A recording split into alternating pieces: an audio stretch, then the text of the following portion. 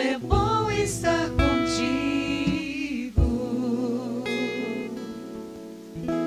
Vinde, Espírito Santo, enchei os corações dos vossos fiéis e acendei neles o fogo do vosso amor.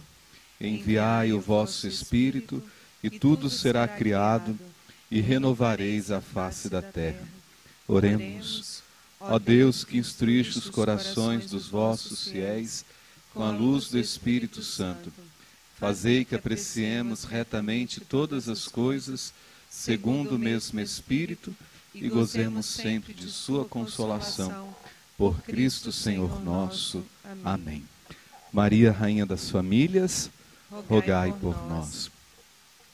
Antes de aprofundarmos no tema que escolheram para mim, que me deram, eu gostaria de fazer um elogio, tecer parabéns a todos, todas, de modo muito especial, que ontem realizaram o Encontro Estadual de Mães que Oram pelos Filhos, por todas que participaram. Estava aqui comentando com a Ângela, estavam todas muito disciplinadas,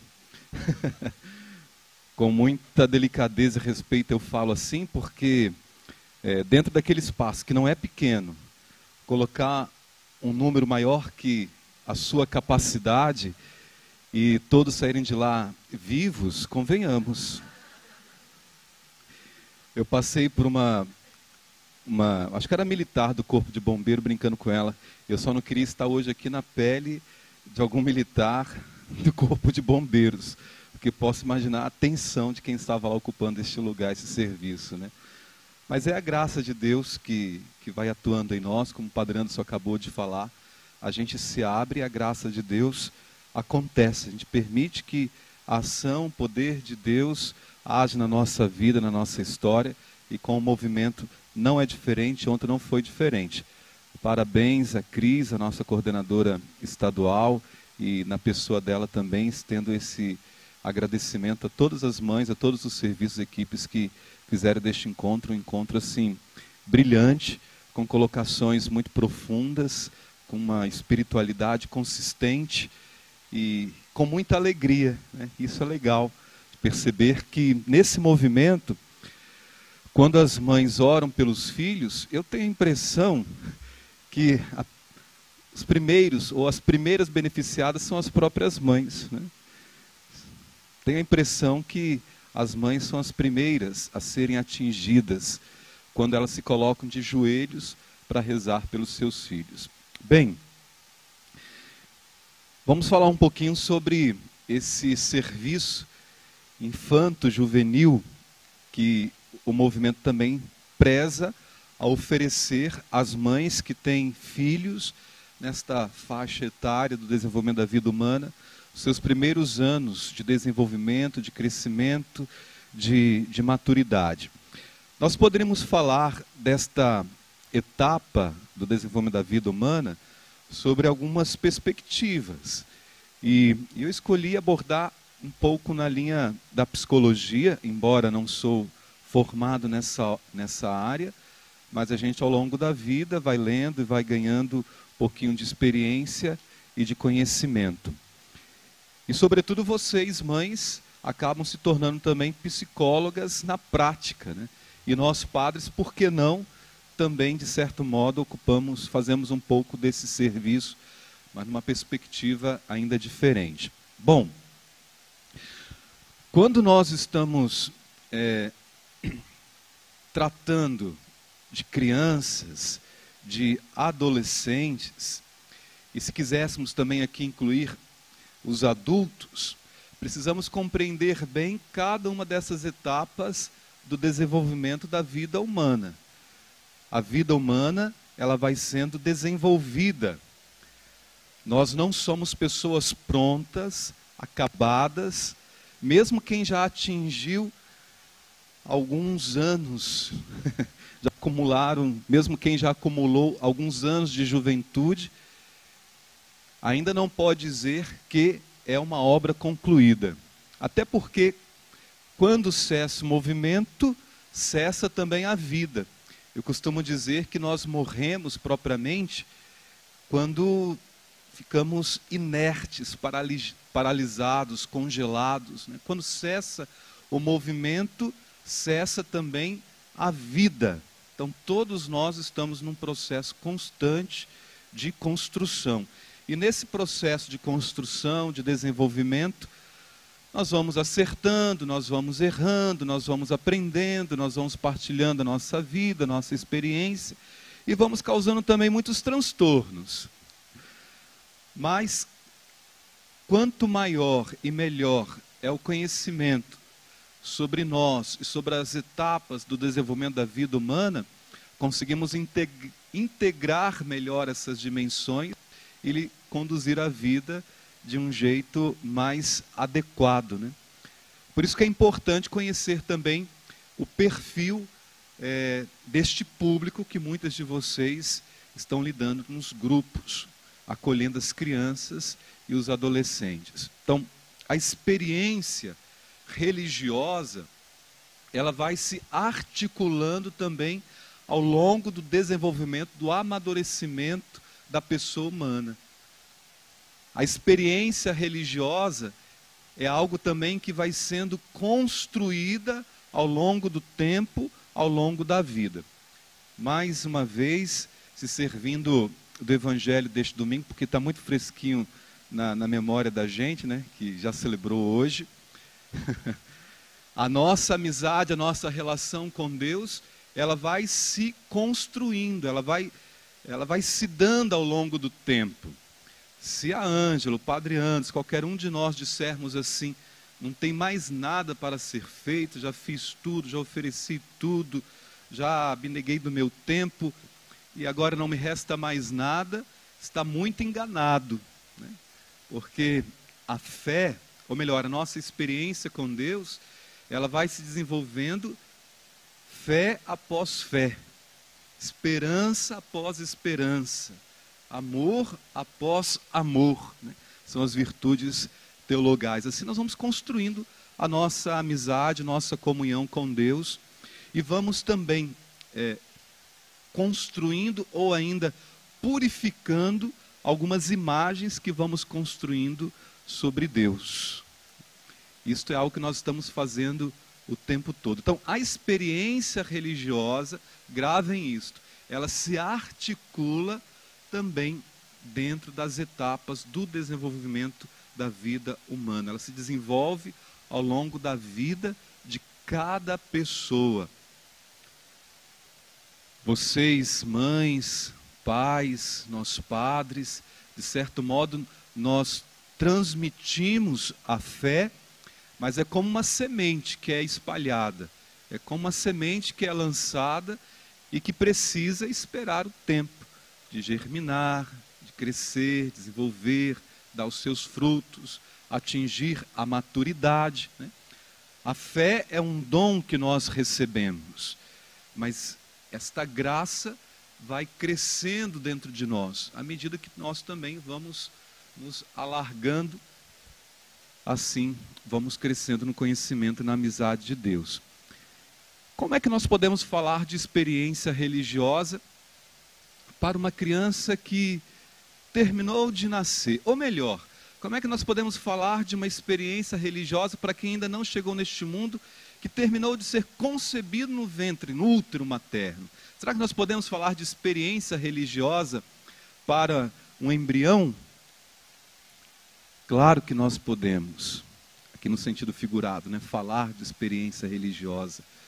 Porque, como eu disse, esta experiência, esta consciência da fé, da relação com Deus, ela se articula em todas as etapas da vida humana. Desde aquele momento da concepção, ali, aquele embrião já pode ir se descobrindo como um ser que pertence a Deus. Até porque também do ponto de vista antropológico, quando nós falamos de antropologia, estou falando de uma ciência que pensa o ser humano. O ser humano, ele fundamentalmente, essencialmente, é um ser religioso. Não significa que todo mundo tem que ser freira, padre, não é nesse sentido propriamente, mas o ser religioso é uma dimensão da vida da gente. Portanto, lá naquele embrião, a partir daquele momento da concepção, tudo isso já está ali contido, em potencialidade, que precisa ser desabrochado, que precisa ser desenvolvido. E quando esta criança vai sendo, enquanto essa criança vai sendo gestada, né, formada no útero materno, ela já pode ter um toque, sentir um toque da presença de Deus. E quem é que vai fazer isso? Quem é que vai fazer isso? Vocês, mães.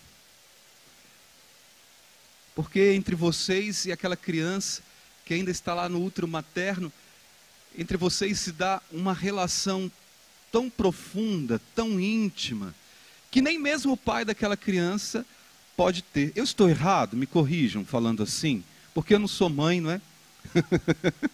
Porque eu não sou mãe, mas o contato que vocês têm com aquela criança ainda no ventre materno, nem mesmo o pai daquela criança consegue ter na mesma proporção, na mesma intensidade, na mesma profundidade que só vocês, mães, são capazes de ter.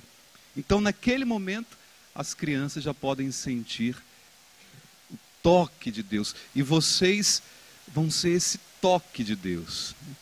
São esta presença de Deus na vida desta criança que ainda não tem consciência, que ainda não tem percepção das coisas, que nem mesmo ainda chegou ao mundo, nem foi capaz de perceber esse mundo aí que está, que a gente ainda desconhece. Então vocês, mães, são privilegiadas nesse sentido e, de certo modo, também reforça a missão, a responsabilidade de vocês de trazerem para mais próximo dessas crianças este sentido de Deus, né? De fazer desabrochar esta experiência de Deus, dessas crianças se tornarem também seres religiosos, né? Isto é, que se abre para Deus, que se abre para algo maior, que transcende aquilo que no primeiro momento nos é apresentado. Depois, mais ou menos de 0 a 2 anos, no primeiro momento da vida da criança, não são dadas as condições para que a religiosidade ela ainda se manifesta. Aquela criança, de 0 a 2 anos, ela não tem condições, ela ainda não consegue manifestar, expressar a sua religiosidade. Mas pouco a pouco, com as experiências afetivas da primeira infância, ela vai criando esta consciência, vai percebendo esta presença de Deus e aos poucos, pouco a pouco, vão manifestando também a sua religiosidade. E aqui, se a gente fosse fazer um trabalho, nós teríamos muitas histórias de experiências afetivas, de experiências lá da primeira infância, de experiências religiosas. Sua mãe, seu pai, sua avó, sua tia, uma catequista, um padre, uma vela que foi acesa, um terço que é passado de família, de geração em geração, né? São esses símbolos, gestos, que na verdade estão carregados de uma força afetiva. Então a experiência religiosa propriamente, ela nasce desta forma, como uma experiência afetiva. Qual a sua lembrança afetiva que você tem da sua infância, né? Qual a sua experiência religiosa que você traz da sua infância? As pessoas costumam perguntar assim: quando é que você percebeu que você queria ser padre? Como que foi isso, né? E eu não tive uma coisa assim tão extraordinária, não. Mas desde pequeno eu já queria ser padre. Desde pequeno. E a gente já contou essa história, né? Às vezes tem que repetir, né? Eu não queria ser repetitivo, mas assim, não foi nada assim extraordinário, mas eu começava a reproduzir aquilo que eu via. Então, em casa, no quintal, eu improvisava o altar, improvisava as coisas da missa, né? E eu gostava de celebrar a missa e também fazer exéquias.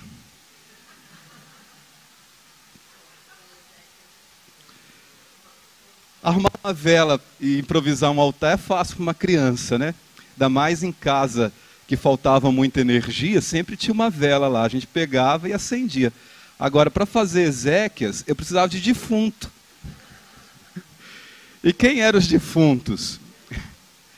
Eu cresci assim num quintal muito grande, né? Então tinha os meus avós paternos, eu morava com os meus pais e tinha também meus avós paternos, muito próximos, né? E vovó criava umas galinhas no quintal.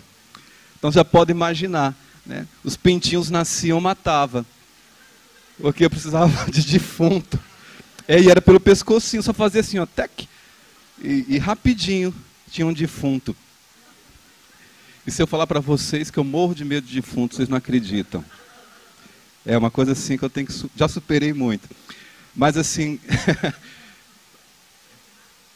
com os bichinhos era um pouquinho diferente, né? Eu acho que é por isso, talvez é por isso, né? A maldição dos pintinhos. E aí a gente fazia cortejo fúnebre e tudo, né? Era uma coisa assim bonita de se ver. Todo mundo ficava encantado, né? Mas o que eu quero dizer? Tudo isso, a criança ela vai reproduzindo, de certo modo, aquilo que ela vê. Eu não tinha consciência. Vocês acham que eu ia matar um pintinho porque eu queria matar um pintinho? Se eu tivesse consciência de que eu não podia fazer aquilo, eu não fazia, mas eu precisava de um defunto, na minha cabeça era aquilo, né? Nem sabia o que era o defunto, mas precisava de um bichinho que não andava mais. Então sobrava para os pintinhos da minha finada avó, que Deus a tenha, né? E ela foi muito importante também nesse meu processo de discernimento vocacional, de decisão também para entrar no seminário, né? Olha, e vovó era aquela italiana, matriarca, assim, brava, viu? Mas eu era o neto preferido. Então eu podia matar os pintinhos que ela não brigava. Porque a alegria dela era vendo eu fazer o quê? As exéquias, né? Era assim, era assim.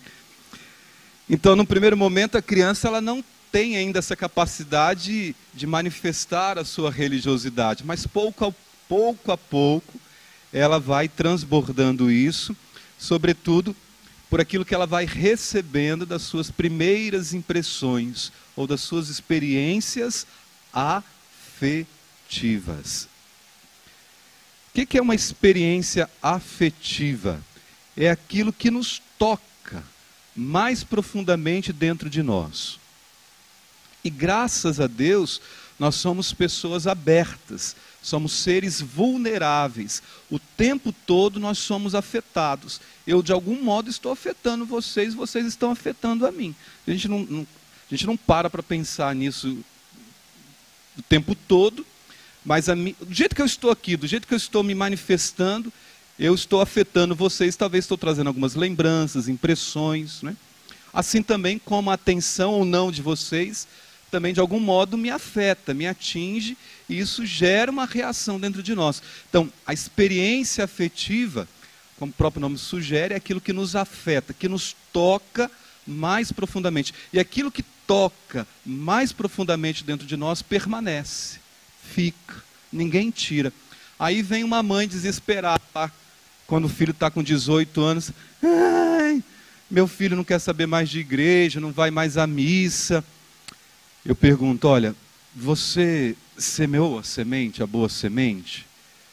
Você cultivou? Você tem consciência que você deu o que você podia dar também? Porque às vezes a gente também não tem tudo, né? Sim, padre, tão calma. Tão calma. Né? Porque agora esse jovem precisa fazer também a experiência dele. Porque se você atingiu mais profundamente dentro desta criança, dentro desse adolescente, dentro desse jovem, aquela experiência afetiva, ela permanece. ela fica, né? Ela encontra espaço e aquilo começa a fazer parte também de nós. Dificilmente nós apagamos as experiências afetivas. Uma leitura a gente esquece, uma notícia a gente esquece, né? Agora, as experiências afetivas, dificilmente essas são apagadas. E quando a gente acha que estão apagadas, se a gente submergir mais profundamente, elas voltam, né? Elas aparecem. E aí a gente chora, a gente ri, a gente se alegra, né? Às vezes é importante também a gente revisitar a nossa história, nossas experiências, nossas lembranças afetivas. Bom, e nesse caminho, vocês já podem concluir.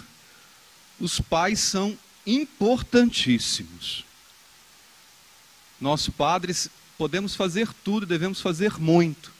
Mas nesse sentido, os primeiros responsáveis por essa experiência religiosa são os pais. Ninguém pode tirar isso dos pais, porque faz parte do seu ser pai, da sua missão, da sua tarefa, da sua identidade, né? É gerar novamente aqueles que foram gerados.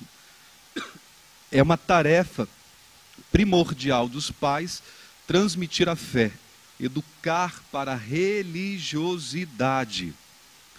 Ninguém deveria ocupar este lugar. Mas e a igreja?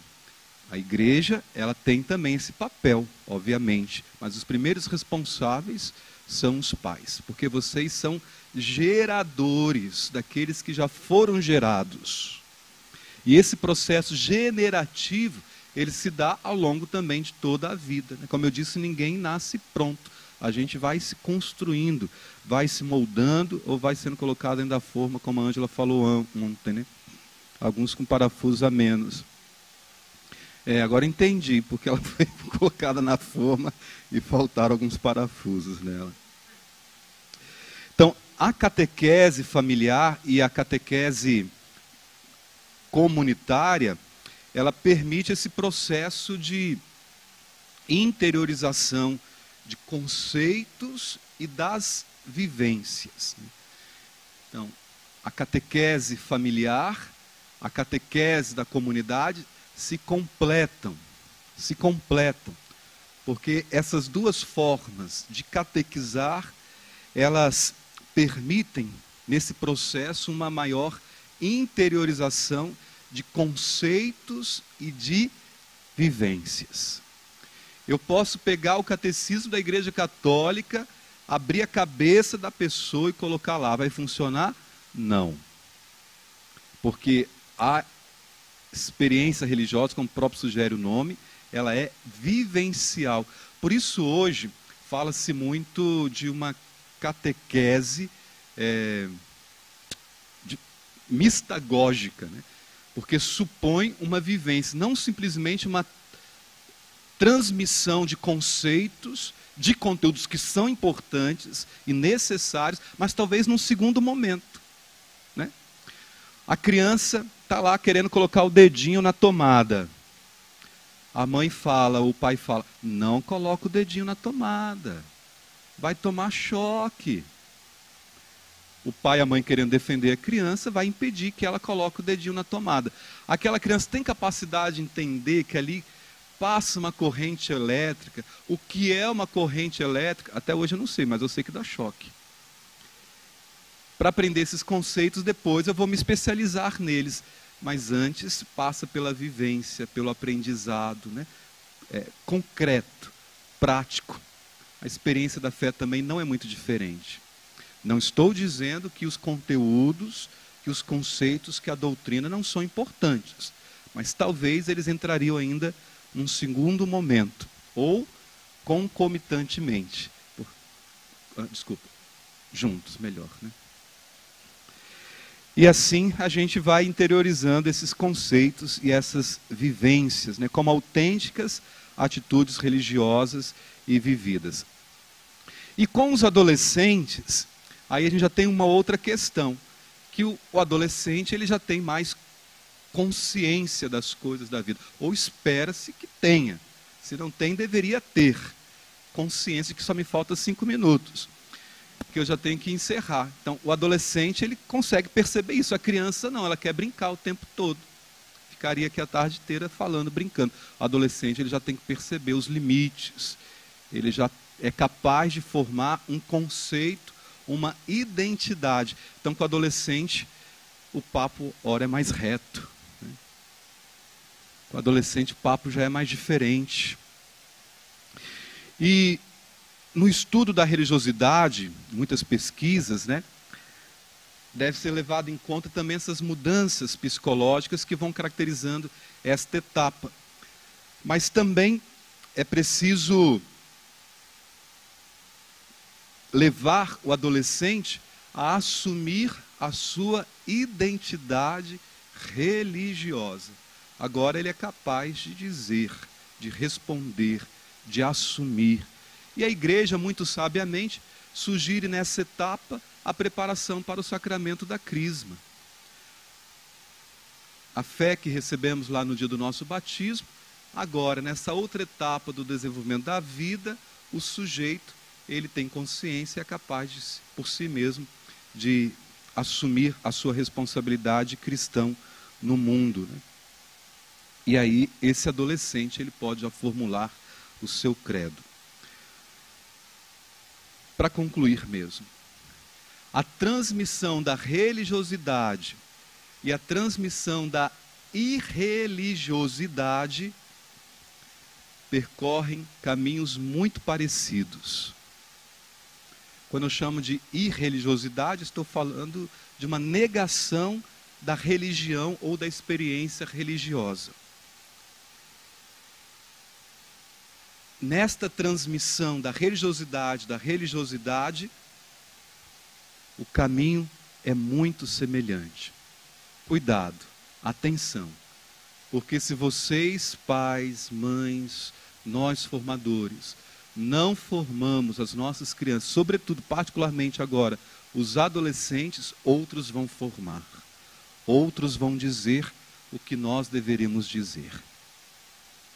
Porque o caminho está ali, ó, muito semelhante, né? Muito semelhante. E aí uma atenção redobrada para que esses adolescentes não se percam e também não deixem morrer aquela semente que foi lançada lá nos primeiros anos da sua existência, da sua caminhada, né?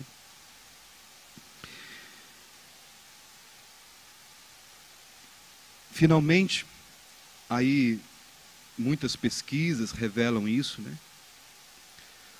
O melhor indicativo dessa experiência religiosa são vocês pais, vocês mães.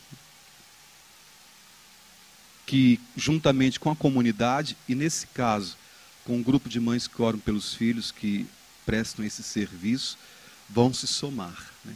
Vão se somar.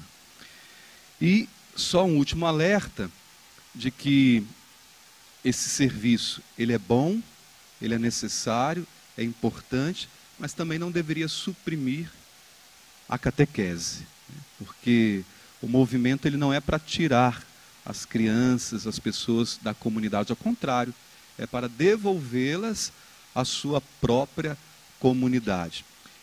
Este serviço não deveria ser também para tirar as crianças da missa ou de outros encontros, porque as crianças precisam crescer, aprendendo juntos, associando tudo isso dentro do seu processo de desenvolvimento da vida humana. E assim como Jesus cresceu, que as nossas crianças também e adolescentes possam crescer em sabedoria, idade e graça diante de Deus e diante dos homens. Amém. Eu queria chamar o Padre Vicente, Padre Lúcio, Padre Aderval, Acival, Padre Show, continua sentado. Não, Tati, está de pé quebrado. Não, não precisa não, vem cá. Que a gente possa, nesse momento final, agradecer ao Senhor, né, por todo esse momento. Deus foi muito generoso conosco E eu estava fechando com as meninas ali, como obedecer a Deus é bom. No início queriam cobrar ingresso, encher isso aqui de gente, e era claro que não era para ter gente aqui, ok? Com o andar da carruagem, né, as coordenadoras começaram, eu vou. E foi muito bom ter vocês aqui. E o que ficou no meu coração, que para o próximo ano nós vamos fazer tipo um retiro para vocês, porque vocês cuidam de muitas pessoas e precisam ser cuidadas. E como mãe, eu captei a mensagem de vocês, o choro, tudo que ficou. Quero pedir aos padres que estendam as mãos e possam dar as bênçãos. A bênção.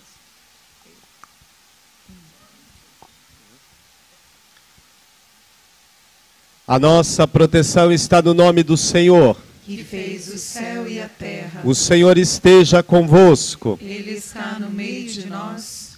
Nosso Senhor e nosso Deus, autor e fonte de toda bênção e toda graça.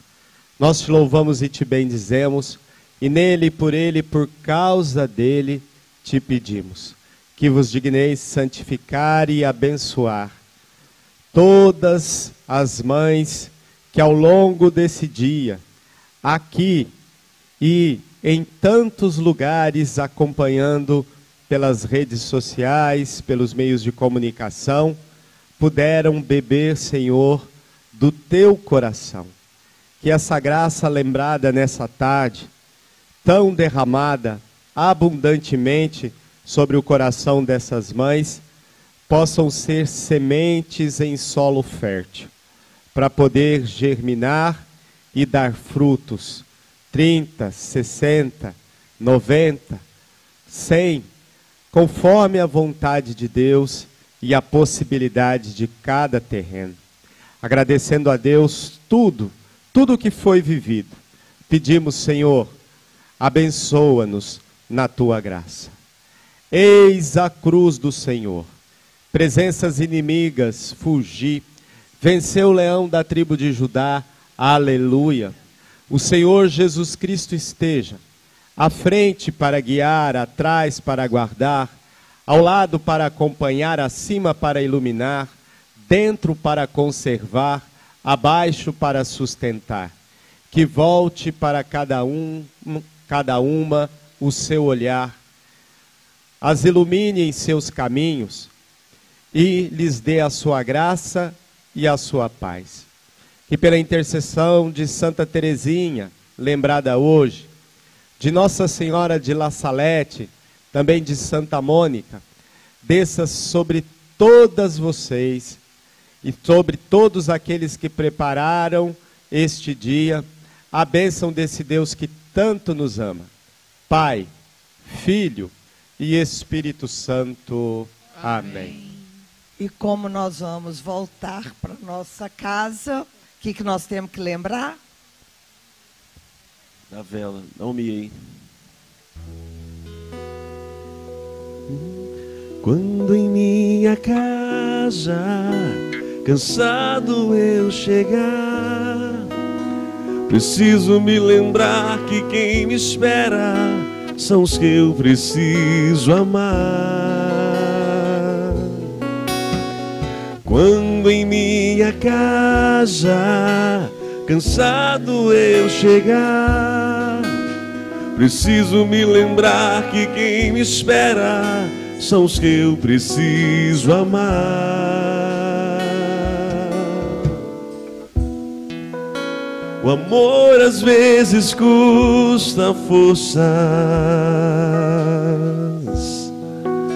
perdão às vezes custa lágrimas.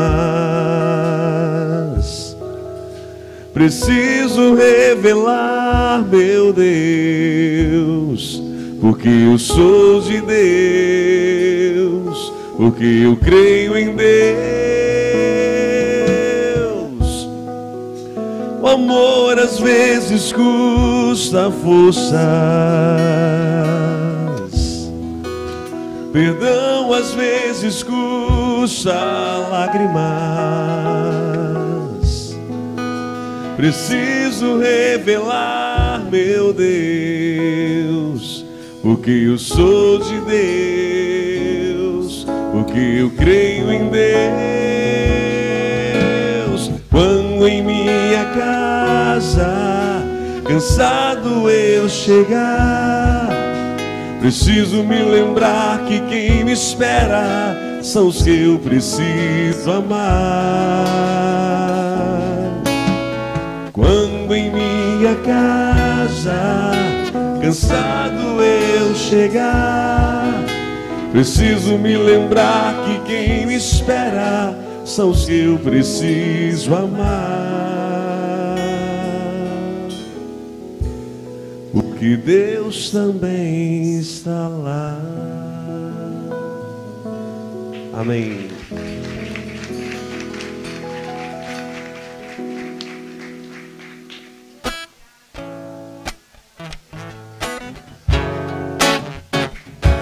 Nós seguimos missionários e missionárias que somos.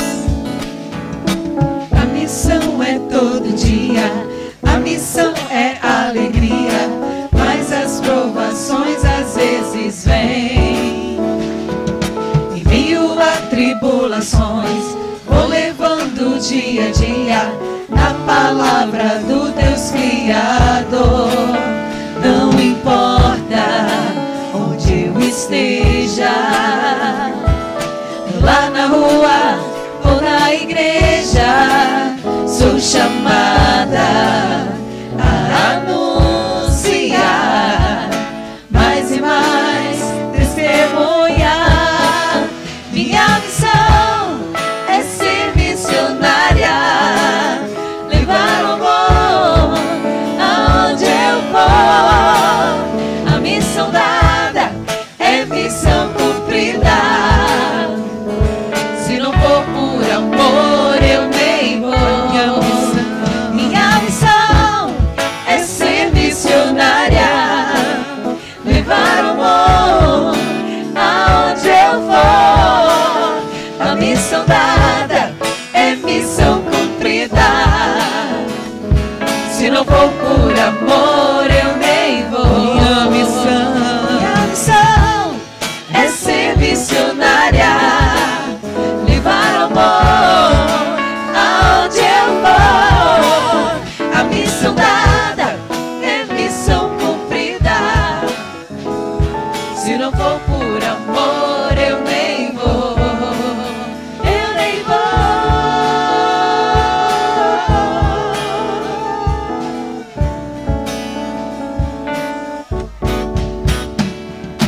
A missão é todo dia, a missão é alegria, mas as provações às vezes vêm. Meio a tribulações, vou levando dia a dia na palavra do Deus Criador. Não importa onde eu esteja, lá na rua ou na igreja, sou chamada a anunciar mais e mais, testemunhar. Minha missão é ser missionária, levar o amor aonde eu for. A missão dada é missão cumprida.